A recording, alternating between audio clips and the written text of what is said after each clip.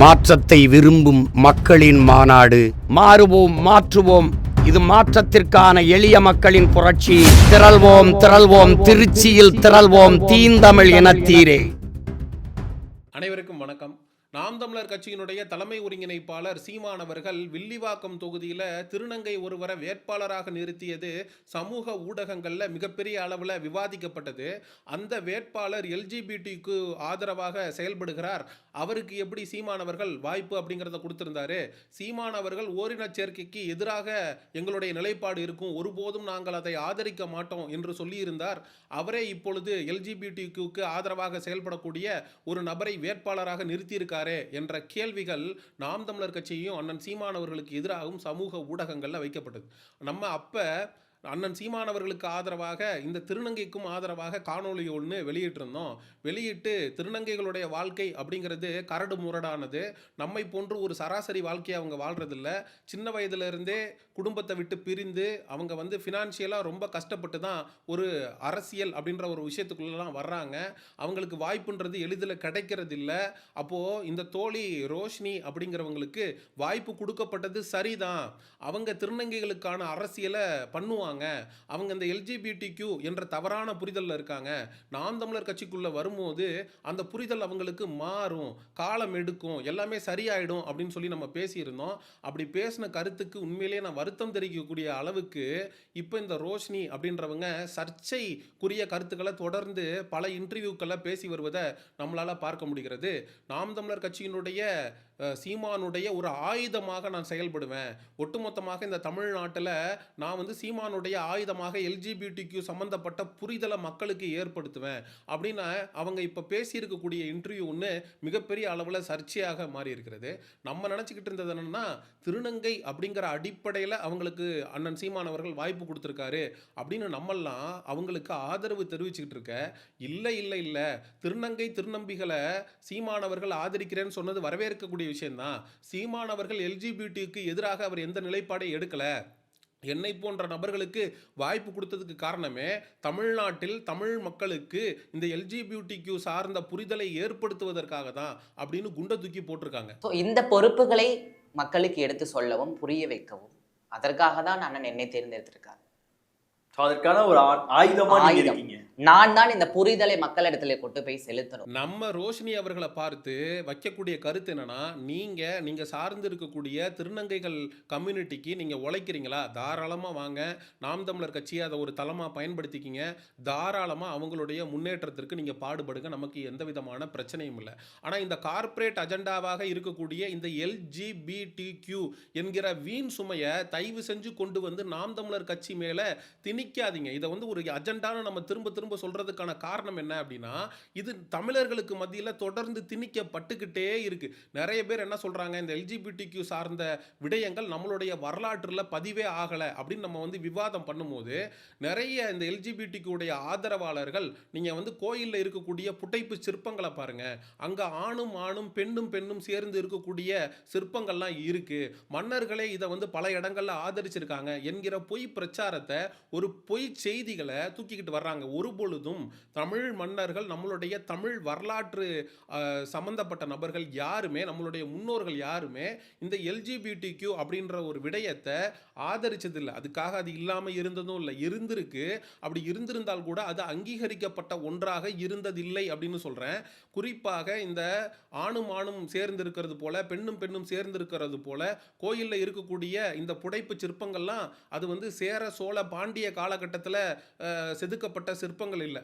அது பிற்காலத்தில் பிறமொழியாளர்களுடைய படையெடுப்புக்கு பிறகு நடந்த ஒரு விடயங்கள். அதெல்லாம் தூக்கிக்கிட்டு கோயிலே பாருங்க இப்படியெல்லாம் இருந்திருக்கு, அது இருந்ததுனால தான் இப்படியெல்லாம் கோயிலில் அதை நார்மலைஸ் பண்ணியிருக்காங்க, நீங்க நினைக்கிற அளவுக்கு அது தப்பான விஷயம் இல்லை அப்படின்னு நிறைய பேர் ஒரு பொய் பிரச்சாரத்தை நம்ம கிட்ட மேற்கொள்வாங்க. அதற்கு ஒருபோதும் நம்ம இடம் கொடுக்க முடியாது. இப்போ ரோஷினி அவர்கள் இந்த விஷயத்தை எப்படி கொண்டு போறாங்க அப்படின்னா, சீமான் அவர்களால் நேரடியாக எல்ஜிபிடிக்யூவை வந்து ஆதரிக்க முடியாது. அதனால என்னை போன்ற வேட்பாளர்களை நிறுத்தி நேரடியாக சீமான் செய்ய முடியாத பல விஷயங்களை என் போன்ற நபர்களை ஒரு ஆயுதமாக பயன்படுத்திக்கிறதுக்காக சீமான் அவர்கள் எனக்கு வாய்ப்பு கொடுத்திருக்காரு அப்படின்னு அவங்க இன்டர்வியூல பேசி இருக்கிறது உண்மையாக இருக்கும் பட்சத்தில் இது உண்மையிலேயே கண்டிக்கத்தக்கது. நீங்க சார்ந்து இருக்கக்கூடிய அந்த திருநங்கை சமுதாயத்திற்காக நீங்க உழைக்கிறீங்க, நீங்க வந்து அதன் அடிப்படையில் சீமானவர்கள் உங்களுக்கு வாய்ப்பு கொடுத்திருக்காரு அப்படிங்கிற அந்த அளவுகோலின் அடிப்படையில் தான் உங்களை நாங்க ஆதரிச்சு காணொளி வெளியிட்டோம். இதெல்லாம் கேட்கும்போது விஜயகாந்த் ஒரு திரைப்படத்துல ஒருத்தர் அக்யூஸ்ட் இருப்பார், விஜயகாந்த் வந்து போலீஸ் ஆஃபீஸராக இருப்பார். விஜயகாந்த் அடிக்க போகிறப்ப ஏய் என் மேலே நீ கை வச்சேன்னா அவ்வளோதான், நான் வந்து ஒரு சாதி சங்க தலைவர், தமிழ்நாடு பூரா போராட்டம் வெடிக்கும், தமிழ்நாடே பற்றி எரியும், நீ இன்னொரு சாதிக்காரன் என்னை எப்படா நீ கை வைப்ப அப்படின்ற அளவுக்கு விஜயகாந்தை மிரட்டுவார். அப்போ விஜயகாந்த் இன்னொரு ஆஃபீஸரை கூப்பிடுவார், போலீஸ் ஆஃபீஸரை, யோ ஆஃபீஸரு நீ அவன் ஜாதிக்காரன் தானே அடி அப்படின்றவர்.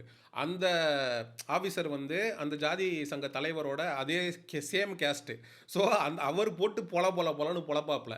ஸோ இதுதான் நடக்கும். அதே மாதிரி நான் வந்து விமர்சனத்தை நான் வைக்கிறேன், நான் என்னோட கருத்தை வைக்கிறேன், இந்த எல்ஜிபிடிக்கு ஆதரவாக பேசுகிறேன் அப்படின்னா நிறைய தமிழ் தேசியவாதிகள் எனக்கு எதிர்ப்பாக கருத்து தெரிவிக்கிறாங்க. இதே ஒரு வேட்பாளராக நான் உன்னை உள்ளே கொண்டு வந்து ஓ மூலமாக இந்த எல்ஜிபிடிக்கு சம்மந்தப்பட்ட விஷயங்களை நான் மக்களுக்கு கடத்துறேன் அப்படின்னா மக்கள் அதை புரிஞ்சுக்குவாங்க அப்படின்னு சீமான் செயல்படுறாருன்னு இவங்க ஒரு கருத்தை வைக்கிறாங்க. சீமான் அவர்களை இவங்க சந்திச்சப்போ சீமான் கேட்ட ஒரே கேள்வி, மக்களிடம் தைரியமாக பேசுவியா?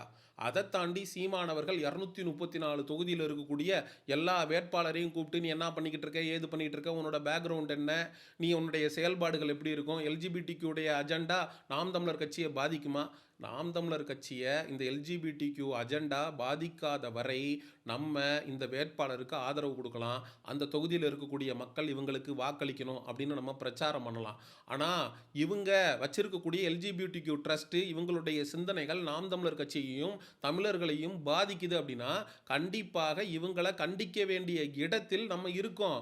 இவங்க பண்ணக்கூடிய எல்லாத்துக்கும் நம்மளால ஆமாசாமி போட முடியாது. தவறு அப்படிங்கிறப்ப அதை நம்ம சுட்டி காட்ட வேண்டிய இடத்துல இருக்கிறோம்.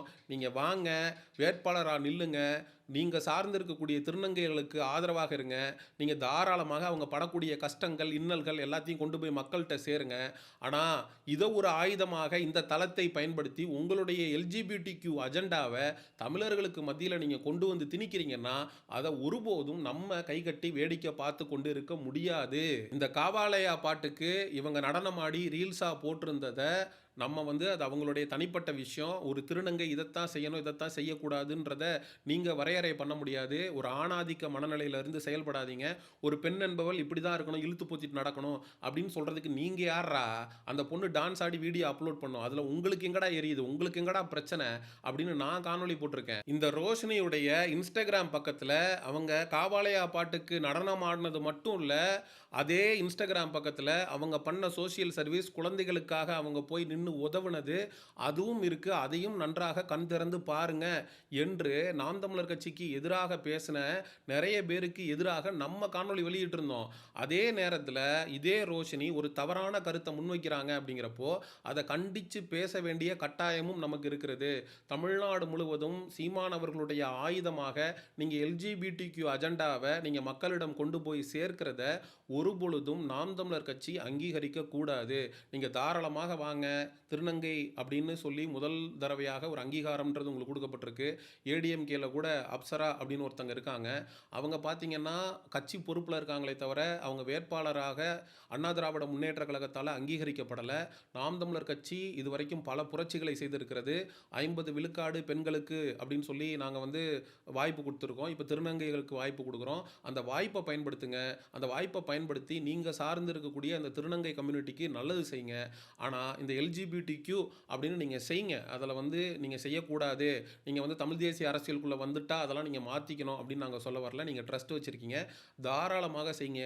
என்ன அந்த ட்ரஸ்ட்டு அந்த எல்ஜிபிடிக்யூ விஷயம் கட்சியை பாதிக்காதபடி, அது தமிழர்களை பாதிக்காதபடி, இந்த தமிழ் கலாச்சாரத்திற்கு எதிராக செயல்படுறதை தயவு செஞ்சு தவிர்த்துருங்க அப்படிங்கிறது தான் ரோஷினியை பார்த்து நம்ம வைக்கக்கூடிய வேண்டுகோளாக இருக்கிறது. நாம் தமிழர் கட்சி தம்பிகள் ரோஷினி அவர்களுக்கு கொடுக்கப்பட்ட வாய்ப்பு சரியா? அவர் பேசி வரக்கூடிய சர்ச்சை பேச்சு இதெல்லாம் பற்றி என்ன நினைக்கிறீங்க? இந்த எல்ஜிபிடிக்யூ சார்ந்த விடயங்கள் நம்ம தமிழர்களுக்கு மத்தியில் பரப்பப்படுமேயானால் அது என்னென்ன மாதிரியான விளைவுகளை நம்ம தமிழ் சமுதாயத்தில் ஏற்படுத்தும் என்ற கேள்விகளை முன்வைத்து இந்த காணொலியை நிறைவு செய்கிறேன்.